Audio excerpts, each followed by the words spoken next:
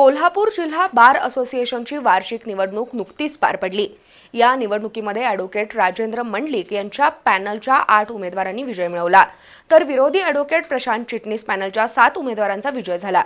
निकालानंतर न्याय संकुल परिसरात विजयी उमेदवारांच्या समर्थकांनी एकच जल्लोष केला।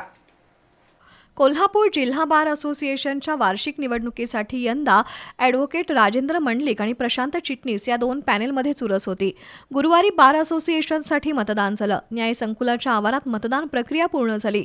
जिल्ह्यातील 3849 सभासदांपैकी 2542 सभासदांनी मतदानाचा हक्क बजावला। या निवडणुकीचा निकाल गुरुवारी रात्री जाहीर झाला। बार असोसिएशनच्या निवडणुकीत ॲडव्होकेट राजेंद्र मंडलिक यांच्या पॅनेलनं बाजी मारली। अध्यक्षपदाचे उमेदवार मंडलिक यांना 1323 मतं मिळाली, तर उपाध्यक्षपदासाठी ॲडव्होकेट संजय घाटगे यांना 1269 मतं मिळाली।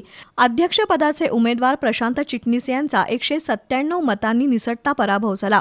राजेंद्र मंडलिक यांनी अध्यक्ष उपाध्यक्षपदासह 8 जागांवर विजय मिळवला, तर चिटणीस यांच्या पॅनेलनं 7 जागांवर विजय मिळवला। विजयानंतर राजेंद्र मंडलिक आणि त्यांच्या समर्थकांनी न्याय संकुलाच्या आवारात फटाके फोडून गुलालाची उधळण करत प्रचंड जल्लोष केला।